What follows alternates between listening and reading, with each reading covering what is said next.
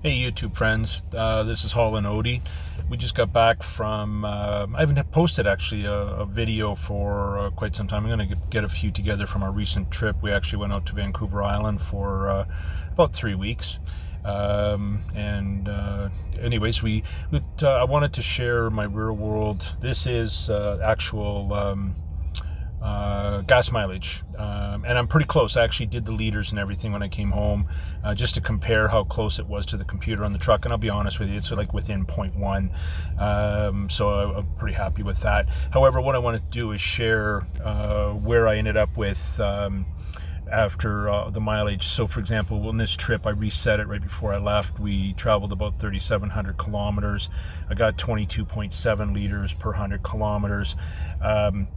If I go to trip 2, this was actually set, I think about a week before we left. I had done some extra driving, but especially with the trailer and stuff too. But as you can see, it's 20.8. The trip 1 is really, that is about, I would say we were well into 80% towing time, and that was through the Rocky Mountains, Alberta to BC.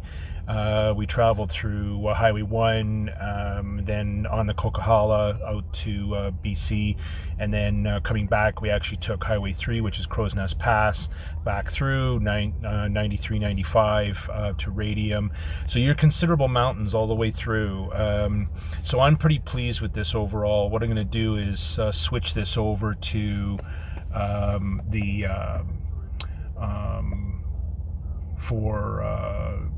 the units and switch it over to miles per gallon, just so you can see the comparison. And let's go okay, and then go back. Sorry for the little display piece here, but you got to do it on the screen so you can see I'm actually doing it. Flips it back over to miles.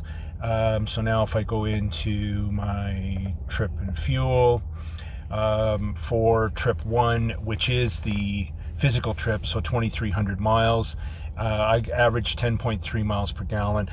You know what? I'm going to take that. I've been sometimes in the mountains, 9.8, 9.6, but I'll take the 10.3. And as I said, I did the actual liters when I came home, just to see, and it worked out to basically I was getting 10.4 based on my liters, but the computer's telling me 10.3. So I'm pretty pleased with that. I know a lot of guys will challenge that with their diesels and stuff, and you know what, I've had diesel truck before. Nothing against the diesel. My 6.2 liter F250 matches what I want it for, and yeah, I support the guys with the diesels as well. Yeah, you know, would I've liked the diesel a little bit in the mountain, probably, for the exhaust brake, etc. And yeah, ironically enough, we were on Vancouver Island, and for the first time in a long time, diesel fuel was actually much cheaper, like 20 cents a liter cheaper than regular gas. However, I got home and diesel fuel is the same price here, virtually within a penny of per liter getting home, and in fact sometimes it's even a little higher. So I lose my efficiency then a little bit, and especially for the amount of driving we do. So anyways, but I wanted to give you this is my from our trip, about 3 weeks on the road, and a little over 3 weeks, and as I say, this is about 80% towing directly on trip 1 of the tripometer.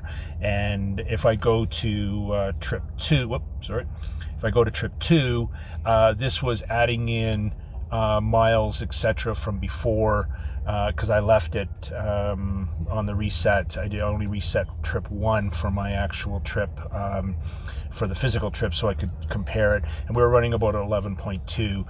Again, that's more likely about 70% towing ish in there, but the direct trip 1 directly was the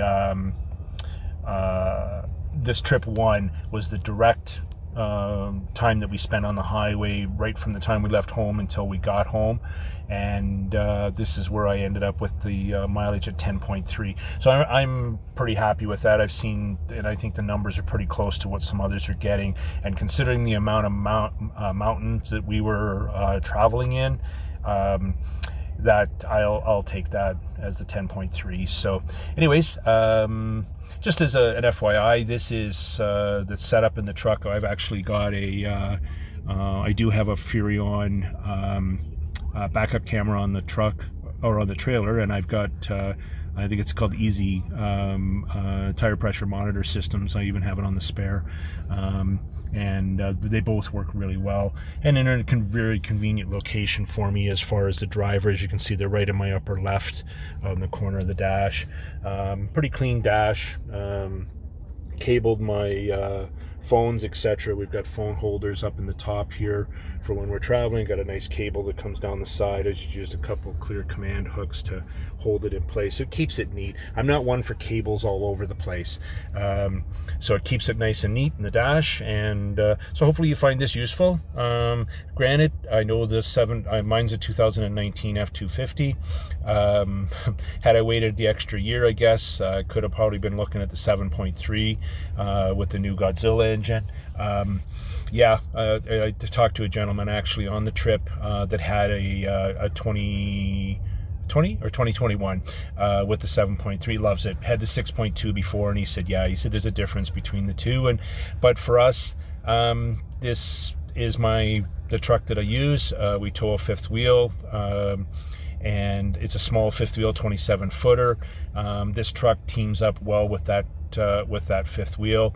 I know arguably some of the diesel guys will challenge me on that, but everyone takes what they like, and I'm not gonna dispute or challenge anybody on what kind of truck they drive or what they do with it, because it's each to their own and personal preferences. One guy's a Ford, one guy's a Dodge, one guy GM.